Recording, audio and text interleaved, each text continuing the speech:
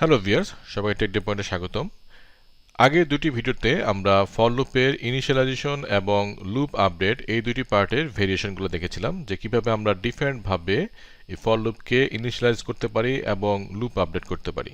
ওকে, so আজকে আমরা দেখব এই লুপ কন্ডিশন পার্টটার ভেরিয়েশন, অর্থাৎ কিভাবে আমরা এই লুপ কন্ডিশনকে ডিফারেন্টভাবে আমরা ইমপ্লিমেন্ট করতে পারি।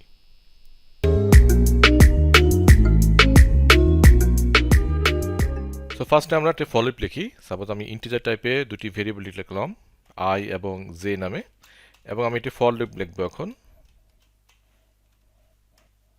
আই ইকুয়াল টু 1 এবং জে ইকুয়াল টু 1। ওকে, এবং আমি কন্ডিশনটা দিলাম I less than equal to 20, এবং আই এর ভ্যালু আমি প্লাস করলাম 1 করে, আর জে এর ভ্যালু আমি প্লাস করলাম জে প্লাস 2, অর্থাৎ জে ভ্যালুটা 2 করে ইনক্রিমেন্ট হচ্ছে আর আই ভ্যালুটা 1 করে ইনক্রিমেন্ট হচ্ছে। এখন আমি প্রিন্টএফ এর মাধ্যমে আমাদের আই এবং জে এর ভ্যালুটা আমরা প্রিন্ট করব। ওকে,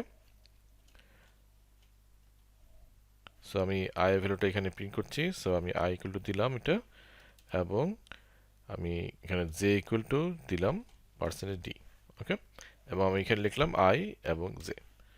তাহলে আমাদের আই এবং জে এর ভ্যালুটা এখন প্রিন্ট হচ্ছে, তাই তো? কিন্তু আমাদের কন্ডিশন মাত্র একটা লিখেছি, অর্থাৎ আমাদের কন্ডিশনটা হচ্ছে এরকম যে আমাদের আই এর ভ্যালুটা যতক্ষণ 20 অথবা 20 থেকে কম হবে ততক্ষণ পর্যন্ত লুপটা চলবে, এবং এই লুপটা চলা অবস্থায় আমাদের আই ভ্যালু 1 করে ইনক্রিমেন্ট হবে আর জে এর ভ্যালু হচ্ছে 2 করে ইনক্রিমেন্ট হবে। সেক্ষেত্রে আমাদের কি আসতেছে আউটপুটটা, যে আই এর ভ্যালু হচ্ছে যখন 1 তখন জে এর ভ্যালু 1, এবং তারপরে হচ্ছে আই এর ভ্যালু 1 ইনক্রিমেন্ট হবে 2 হবে, কিন্তু জে এর ভ্যালু হবে 3। ওকে, কারণ 2 করে ইনক্রিমেন্ট হচ্ছে। ঠিক এরকম আই ভ্যালু যখন 3 হবে তখন জে ভ্যালু হবে 5। ওকে, সো আমাদের জে ভ্যালুটা 2 করে ইনক্রিমেন্ট হচ্ছে আর আই ভ্যালুটা 1 করে ইনক্রিমেন্ট হচ্ছে। তাহলে আমরা দেখি আউটপুটটা কেমন আসতেছে। সো আমাদের দেখতেছি যে আমাদের আই ভ্যালু 1 তখন জে ভ্যালু 1, আই ভ্যালু যখন 2 তখন জে ভ্যালু 3, আই ভ্যালু যখন 3 তখন জে ভ্যালু 5। অর্থাৎ আমাদের এখানে আমরা দেখব যে আমাদের 2 করে আমাদের প্রত্যেকটা জে এর ভ্যালু ইনক্রিমেন্ট হচ্ছে আর আই ভ্যালু 1 করে ইনক্রিমেন্ট হচ্ছে। সো আশা করি এটুকু ক্লিয়ার আমাদের। সো আমরা যদি কোনো একটা লুপে 2 করে ইনক্রিমেন্ট করতে চাই তাহলে আমরা এইভাবে লিখতে পারি। ওকে, এখন আমরা এই লুপ কন্ডিশনের ভেরিয়েশনটা করব। সো আমরা চাই যে আরেকটা কন্ডিশন দিতে এখানে, তাহলে আমরা কিভাবে লিখতে পারি? সো আমরা যেমন এখানে ইনিশিয়ালাইজ করেছি মাল্টিপল ভেরিয়েবলকে, ঠিক এইভাবে আমরা কন্ডিশনকেও ডিফাইন করতে পারি মাল্টিপল ভেরিয়েবলের মাধ্যমে। ওকে, সো আমি এখানে চাচ্ছি যে J less than or equal to 10 হবে। ওকে, তাহলে আমাদের এখন কিন্তু দুটা কন্ডিশন, একটা হচ্ছে আই, আরেকটা হচ্ছে জি এর সাথে। ঠিক আছে, তাহলে এখন কোশ্চেন হচ্ছে কোন কন্ডিশনটা আমাদের এখানে এক্সিকিউট হবে। আমরা কি ফার্স্ট কন্ডিশনটা দেখব নাকি সেকেন্ড কন্ডিশনটা দেখব? সো ফর লুপের ক্ষেত্রে এখানে অনেক ইম্পর্টেন্ট একটা বিষয়, যে ফর লুপের ক্ষেত্রে যদি আমরা এরকম কমা দিয়ে মাল্টিপল কন্ডিশন লিখি, সেই ক্ষেত্রে আমাদের শুধু লাস্টে যে কন্ডিশনটা আমরা লিখব এটাই শুধু আমাদের এক্সিকিউট হবে, অর্থাৎ এই কন্ডিশনটাই শুধু চেক করবে, আর বাকি যত কন্ডিশন থাকবে এখানে যদি সামনে আমরা আরও কন্ডিশন লিখে থাকি সেগুলো আমাদের চেক করবে না, যদি আমরা কমা দিয়ে এইভাবে লিখি। ওকে, সো আমাদের এই শেষের কন্ডিশনটাই শুধু এই ফর লুপটাতে চেক করবে। তাহলে আমাদের কি আউটপুট আসা উচিত?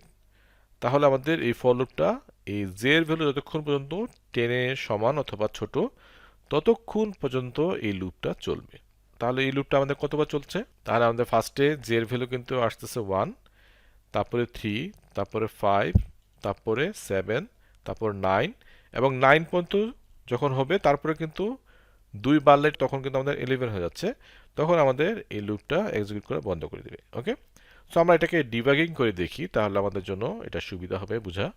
সো আমি এখানে একটা ব্রেক পয়েন্ট দিলাম, এবং আমি এখন আমাদের ডিবাগিং এর অপশনটাকে প্লে করলাম, তাহলে আমাদের ডিবাগিং শুরু হয়ে গেল। এখন আমরা এখানে ওয়াচে দেখব। ওকে, ওয়াচে দেখব যে আমাদের কি আসতেছে। সো আমাদের এখন ইনিশিয়ালাইজ হয় নাই, আমরা জাস্ট এখানে ডিবাগিংটা শুরু হচ্ছে, এখানে আমাদের ব্রেক পয়েন্ট যেহেতু এখানে এসে এটা আটকে গেছে। এখন আমরা এটাকে লুপটাকে এক্সিকিউট করব। ওকে, সো আমি এখানে স্টেপ ইনটু দিলাম, তাহলে আমাদের একবার লুপটা এক্সিকিউট হলো, এবং আমরা দেখতে পাচ্ছি যে আই এর ভ্যালু এখন 1 হয়ে গেছে এবং জে এর ভ্যালু কিন্তু 1 হয়ে গেছে, তাই তো? এখন আমাদের লুপটা আপডেট হবে। আপডেট হলে কি হবে, আমাদের আই ভ্যালু হয়ে যাবে 2 এবং জে ভ্যালু হয়ে যাবে 3। ওকে, সো আমরা এখন এখানে স্টেপ ইনটু দিব। ওকে, এখন আমাদের কিন্তু লুপ আপডেট হয়ে গেছে। আমরা দেখতে পাচ্ছি আই ভ্যালু হচ্ছে 2 এবং জে ভ্যালু 3। এখন আবার আমাদের স্টেপ ইনটু দিব। সো এখানে এখন চেক করবে এবং আপডেট করবে। সো আমাদের আই এর ভ্যালু হয়ে যাচ্ছে 3 এবং জে ভ্যালু 2 করে বাড়ছে, অর্থাৎ 3 থেকে 5 হয়ে গেল। আবার আমরা স্টেপ ইনটু দিব।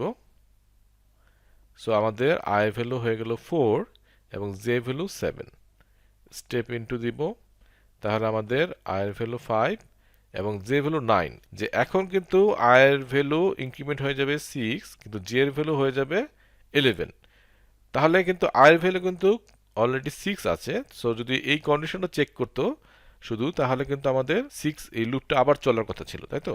কিন্তু এটা হবে না, কারণ ফর লুপের ক্ষেত্রে সবসময় এরকম যদি আমরা কমা দিয়ে কন্ডিশন লিখি, মাল্টিপল কন্ডিশন, তাহলে সবচেয়ে শেষে যে কন্ডিশনটা আমাদের থাকবে সেটা আমাদের চেক হবে। তাহলে এখন আমাদের 11 হয়ে যাচ্ছে যে ভ্যালু। যদি আমরা এটাকে স্টেপ ইনটু দেই, তাহলে দেখব যে আমরা লুপটা থেকে বের হয়ে আসছি, কারণ আমাদের জে ভ্যালু 11 হয়ে গেছে। তাহলে আশা করি আমাদের এই কনসেপ্টটা ক্লিয়ার। এখন আমরা সেকেন্ড কনসেপ্টে যাই। আমরা সেকেন্ড একটা ভেরিয়েশন দেখি এখন। যে সাপোজ আমরা এখানে কমা দিয়েছিলাম, কিন্তু আমরা যদি লজিক্যাল কোনো কন্ডিশন ইউজ করি, যেমন আমরা যদি 20 এবং আমরা এখানে দিলাম অর, আমরা এখানে কমা দিই নেই, আমরা দিয়েছি অর। ওকে, সেই ক্ষেত্রে আমাদের এই ফর লুপটা কতবার এক্সিকিউট হবে। সো সেই ক্ষেত্রে কিন্তু আমাদের এখন অন্য বিষয়, কারণ এখানে একটা আমরা লজিক্যাল কন্ডিশন আমরা ইউজ করেছি। সো এই ক্ষেত্রে আমাদের যে কোনো একটা কন্ডিশন যদি ট্রু হয়, তাহলে কিন্তু লুপটা এক্সিকিউট হবে। অর্থাৎ এখানে যদি আমাদের আই ভ্যালু যখন 6, তখন জে ভ্যালু হয়ে যাচ্ছে 11, কিন্তু জের এই এই কন্ডিশনটা কিন্তু তখন ফলস হয়ে যাচ্ছে, আর এই কন্ডিশন ট্রু থাকতেছে, তাহলে কিন্তু এই লুপটা এক্সিকিউট হবে। ওকে, সো আমাদের এই ক্ষেত্রে আমাদের কি আউটপুট আসবে, আই এর ভ্যালু যতক্ষণ পর্যন্ত না 20 সমান অথবা লেস থাকবে, ততক্ষণ পর্যন্ত এই লুপটা এক্সিকিউট হতে থাকবে।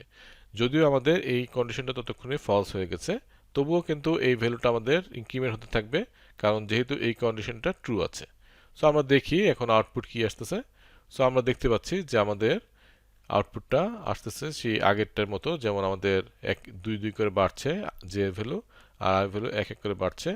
যেহেতু এই কন্ডিশনটা আমাদের ট্রু থাকতেছে, তাই আমাদের বারবার লুপটা এক্সিকিউট হচ্ছে। তাহলে এই লজিক্যাল কন্ডিশনে আমরা কি বুঝলাম, যে আমাদের যে কোনো একটা যদি কন্ডিশন ট্রু থাকে, তাহলে আমাদের এইটা এক্সিকিউট হচ্ছে। এখন যদি আমরা এটাকে চেঞ্জ করে যাই, যে আমরা যদি এখানে এন্ড % দিয়ে দিই, তাহলে কি হচ্ছে, তাহলে আমাদের এটা এন্ড লজিক্যাল অপারেশন হচ্ছে, তাই তো? তার মানে আমাদের দুইটা কন্ডিশনই কিন্তু ট্রু হতে হবে। সো এই ক্ষেত্রে আমাদের এই কন্ডিশন যদি ফলস হয়ে যায়, অথবা এই কন্ডিশন ফলস হয়ে যায়, যে কোনো একটা যদি ফলস হয়ে যায়, তাহলে কিন্তু আমাদের লুপটা এক্সিকিউশন করা বন্ধ করে দেবে। সো সেক্ষেত্রে আমাদের ঠিক আগেরটার মতো, যেমন আই ভ্যালু এখানে 6 হয়ে যাচ্ছে, তখন কিন্তু জে ভ্যালু 11 হয়ে যাচ্ছে। সেই ক্ষেত্রে কিন্তু 11 হওয়ার কারণে এই কন্ডিশনটা কিন্তু ফলস হয়ে যাবে, আর এই কন্ডিশনটা ট্রু থাকলেও আমাদের, যেহেতু অ্যান্ড অপারেশন আমরা করছি, সেহেতু এটা ফলস হওয়ার কারণে এই লুপটা স্টপ হয়ে যাবে, অর্থাৎ এই লুপটা থেকে বের হয়ে আসবে। সো আমরা যদি এখন আউটপুটে দেখি, তাহলে আমরা দেখব যে ঠিক আগের মতো আমাদের এইভাবে প্রিন্ট হয়েছে। আই ভ্যালু যতক্ষণ 5, আই ভ্যালু আমাদের 5, এই কন্ডিশনটা কিন্তু 6 হওয়ার পরে আমাদের ট্রু থাকতেছে, কিন্তু জে ভ্যালু এখানে কিন্তু ব্রেক হয়ে যাচ্ছে, কারণ জে ভ্যালু তখন 11 হয়ে যাচ্ছে। সো আশা করি বোঝা গেছে যে আমরা যদি এখানে কমা দেই, তাহলে মাল্টিপল কন্ডিশন দেই, কিন্তু কোনো লজিক্যাল কোনো আমরা কন্ডিশন দিচ্ছি না, সেই ক্ষেত্রে আমাদের সবার লাস্টে যেটা থাকবে সেটা আমাদের টেস্ট করা হবে। আর যদি এরকম হয় আমরা অর দেই, তাহলে দুইটা কন্ডিশনের মধ্যে যে কোনো একটা যদি ট্রু থাকে, তাহলে এই লুপটা আমাদের এক্সিকিউট হতে থাকবে। আর যদি আমরা অ্যান্ড দেই, তাহলে আমাদের দুইটা কন্ডিশনই ট্রু হতে হবে, অর্থাৎ এখানে যে কোনো একটা যদি ফলস হয়ে যায়, তাহলে লুপটা স্টপ হয়ে যাবে। সো আজকে যদি আপনাদের কনসেপ্টগুলো ক্লিয়ার হয়ে থাকে, তাহলে আজকে আপনাদের জন্য একটি অ্যাসাইনমেন্ট থাকলো, সেটা হচ্ছে এই প্রোগ্রামটির আউটপুট কত হবে। ওকে, সো এখানে আমি 3টি ভেরিয়েবল ডিক্লেয়ার করেছি, আই, জে এবং কে নামে, এবং এখানে আমরা 3টা কন্ডিশন লিখেছি।